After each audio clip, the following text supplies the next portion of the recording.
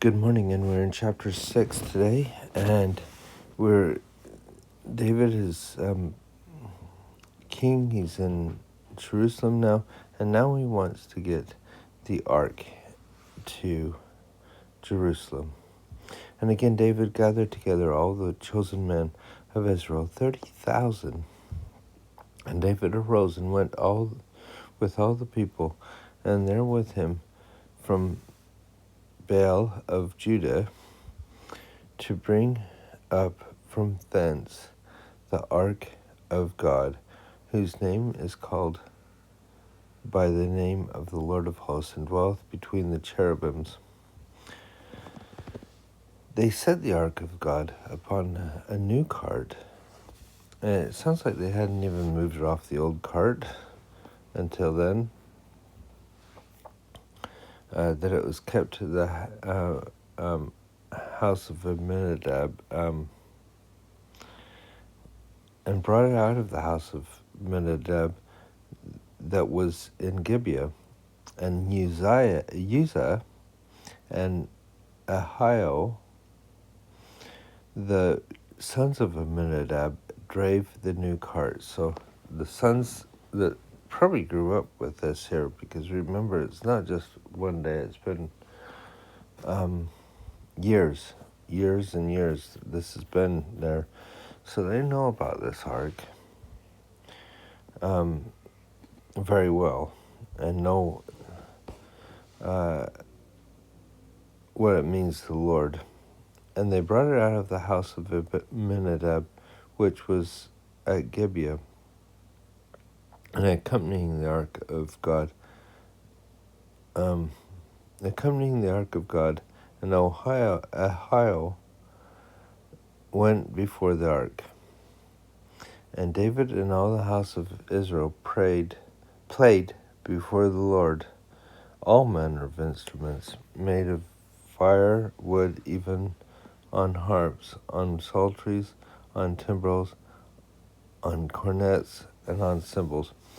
Think of the difference between this and when the Philistines sent the ark back to Israel, and they basically put them on a cart and sent it off by itself. No accompaniment. Here David is accompanying it with everything and letting everybody know it's coming, and with the music and with the harps and everything else. And maybe that's the difference between somebody with a testimony and one without a testimony. Often people want to hide. It doesn't mean that quietly going about doing good is bad. Rather,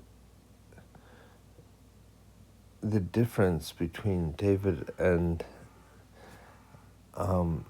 the Philistines is that David is pronouncing his faith, while the Philistines, they had faith that something was really wrong with that ark, or that it caused them problems. But instead of dealing with it, they sent it off, and they sent it off alone. And instead of some people coming to the church, or they could come to church, but they're not, they see the problems, and they don't share what they can.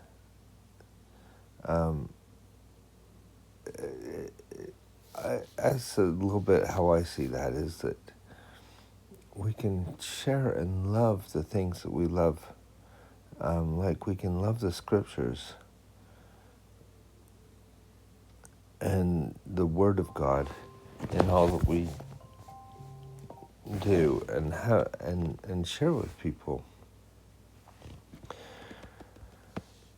When they came to Nachshon's threshing floor, Uzziah put forth his hand to the ark of God and took hold of it, for the oxen shook it. And this almost sounds like, a simple thing that he was doing. I'm not... this is always one that's difficult to understand completely, but what is usually used for this to understand is that he was going outside the bounds of his calling. And why should we, in our own lives, think that we can study the Ark, or oh, this is what should be done, this is what the bishop should do, or this is what the Relief Society president should do, this is what the stake president should do, when really we don't have those callings to do that. And we think we're just doing great by doing that, yet we're like studying the Ark. Why was Uzziah smitten for trying to study the Ark? The Ark of the Covenant was a symbol of God's presence, His glory, His majesty. It was normally placed in the Holy of Holies of the tabernacle, and not even the Levite priests were permitted to come near it. Only the high priest could approach it, and then only after going through an elaborate ritual of personal cleansing, which represented the cleansing of his sins. When instructing the Israelites about how to transport the Ark of the Covenant, the Lord warned that any unauthorized person who touched it would die. So it is a rule. It says right there that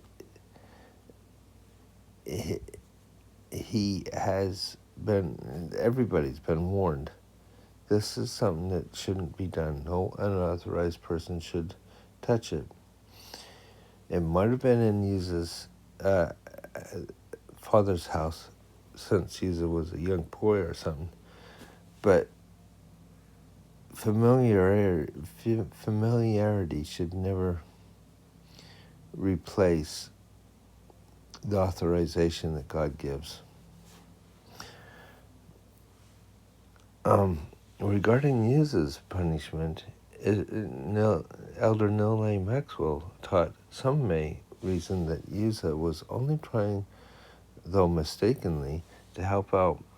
But given the numerous times the Lord had saved and spared Israel, including the high dramas of the Red Sea and of manna from the heaven, surely he knew how to keep the ark in balance. And we can see that in our own lives. Like I said, if we think that we can balance something because we think we know better than those that have been called to do those things, I think that is something that we have to be careful with at all times. And why was Uzzah there in the first place to study the Ark? Why was he not up front with his brother or something? I think there was more to this than just him. Oops, it started to go. Even though it was like that, he shouldn't have been in that position in the first place. He shouldn't have been the one that is there to put forth his hand. There's a lot of other things they could have done, and it just seems like he got it wrong, because the Lord promised them that would happen if anybody did. And the anger of the Lord was kindled against Uzzah, and God smote him there for his error, and he died before the Ark of God. And David was displeased because the Lord had made a breach upon Uzzah, and he called the name of the place Perez Uzzah. And if you look there in the footnotes, it just means breach of Uzzah to this day. And David was afraid of the Lord that day and said, "How shall the ark come unto me?" In other words, the roads were probably uneven in the first place. I mean, remember when this is, they didn't have nice paved roads. So it was going to shake, it was going to move, and David was probably thinking, well, this is impossible to get this there. So David would not remove the ark of the Lord unto him into the city of David, but David carried it aside into the house of Abededom of the Gittite.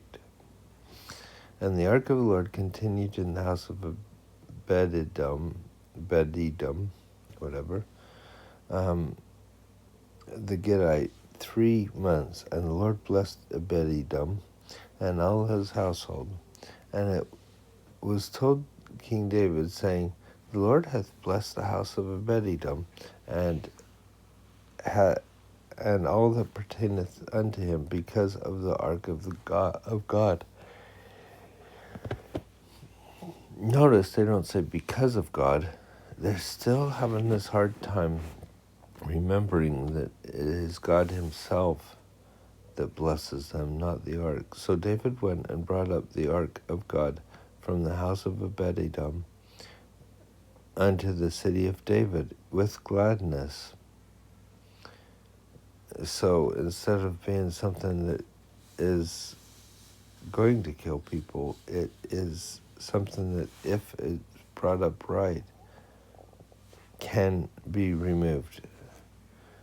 Maybe he thought that what happened to Uzzah was something that would happen to everybody if they brought her up. And when he found that Abededom was actually blessed, that seemed to calm him down a little bit, I guess. And it was so. And when they that bare the ark of the Lord had gone 6 paces, he sacrificed oxen and fatlings. So it doesn't sound like they went very far. They just brought it out. He did a sacrifice. And David danced before the Lord with all his might. And David was girdled with linen ephod. So David and all his house brought up the ark of the Lord with shouting and with the sound of the trumpet. And the ark of the Lord came unto the city of David. And Michal, Saul's daughter, looked through the window and saw David leaping and dancing before the Lord, and she despised him in her heart. Now we're going to talk a little bit about that in a second. And they brought in the ark of the Lord and set it in his place in the midst of the tabernacle that David had pitched for it. It sounds like it says, and that David pitched for it. I don't think the original tabernacle survived all of those years. Remember, this is hundreds of years. But it sounds like David helped make sure that it was built up, pitched right, and in good condition again. And David offered the burnt offerings and peace offerings before the Lord. As soon as David had made an end of offering burnt offerings and peace offerings, he blessed the people in the name of the Lord of hosts. And he dealt among the people, even among all the multitude of Israel, as well as women, as to the women as men, to every one a cake of bread and a good piece of flesh and a flagon of wine. So all the people departed, every one to his house. And David returned to bless. So it was quite a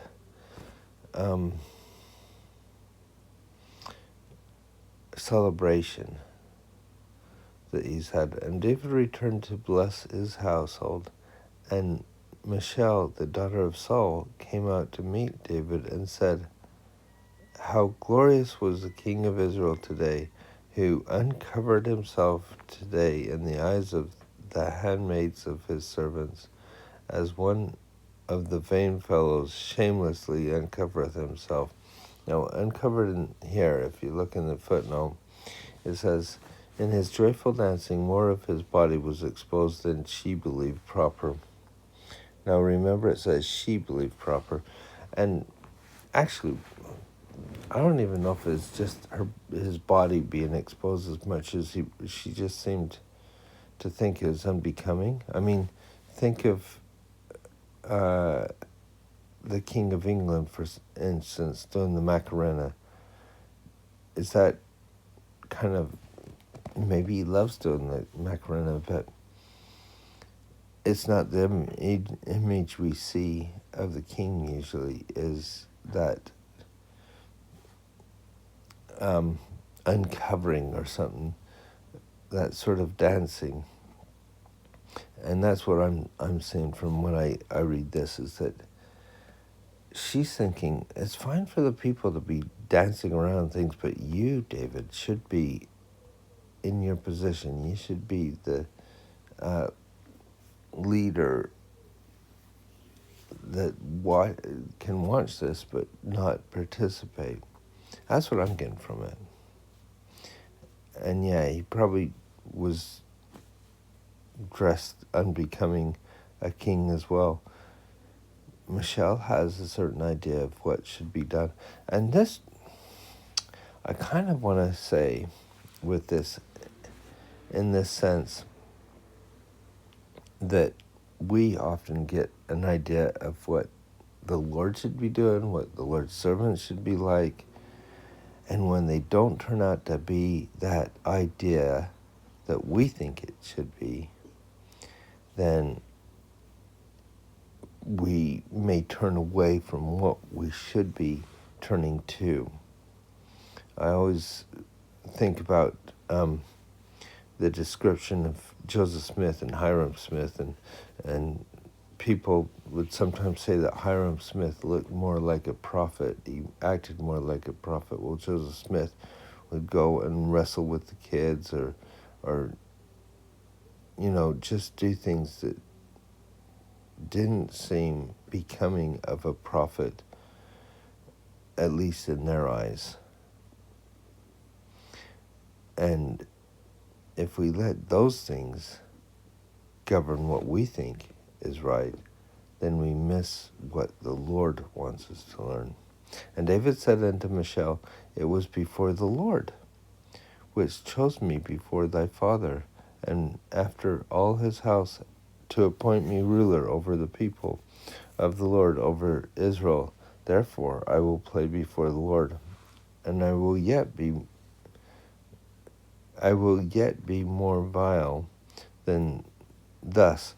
The way I'm getting what he's saying here is, if you think that that's bad for me to dance before the Lord and do this, well, then I'm going to be doing it more anyway, because it's before him. It's for him, not you. And will be base in mine own sight, and of the maidservants which thou hast spoken of them shall I be had in honor. All this is before the Lord. I have not been inappropriate or anything like that. At least somebody will respect what I do for what it is worth. Therefore Michal, the daughter of Saul, had no child until the day of her death. She really held on to this and would not put it behind her. So now we've got Jerusalem and we've got the Ark of the Covenant. But David's own wife, Michal, is not happy.